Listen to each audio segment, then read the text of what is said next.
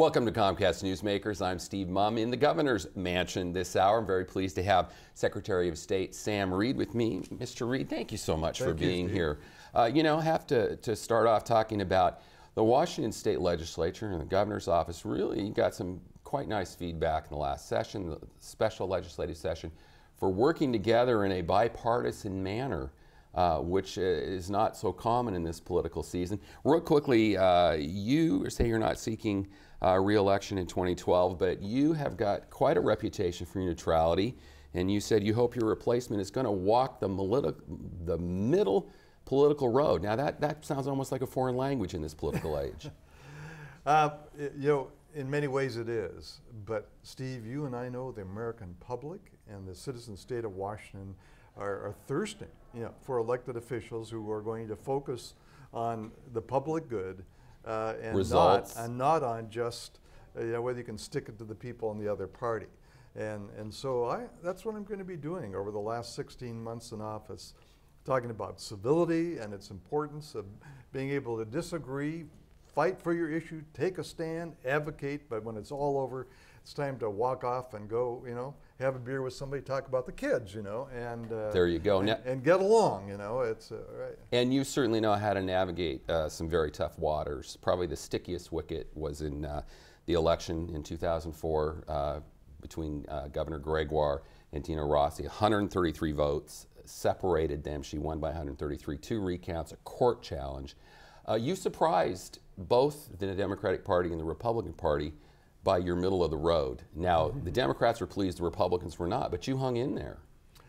Well, Steve, actually, the Democrats initially were not happy with me. They actually sued me, went all the way to state Supreme Court. I won, and the Republicans were happy with me. But that's when Senator Rossi was ahead, and then when it switched, yeah, okay, then everything changed. All of a sudden, yeah, they flipped, and so you know, it's lonely when both parties are angry at you, but.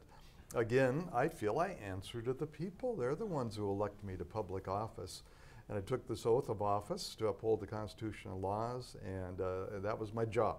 So if you can't take the heat, then you shouldn't be running for a position like this. Well, then my next question for you, are you available for a speaking tour in that other Washington? Because I think they could use some guidance, congressional approval by the public, of course, at an all-time low.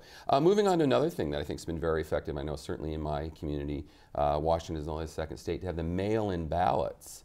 That was another big initiative that you championed.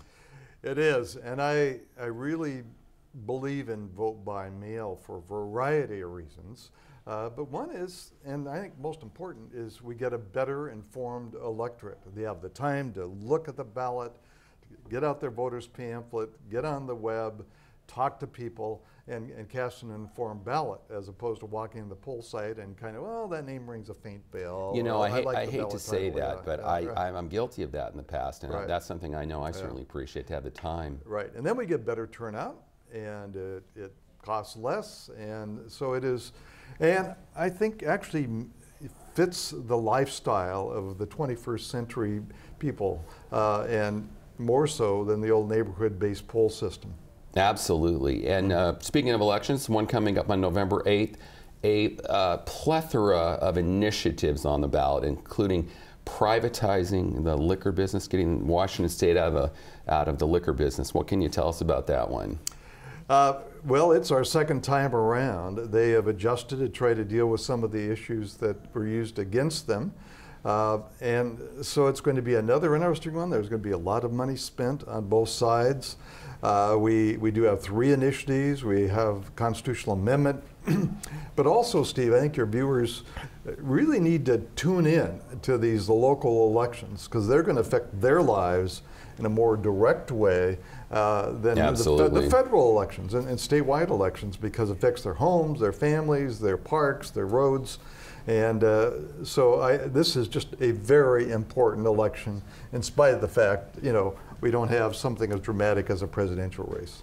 Well, wonderful advice. I hope people will take it. Well, thank you again for your time. Pleasure to have you here, Secretary Reed. And thank you for tuning in. I'm Steve Mumm. See you again here next hour.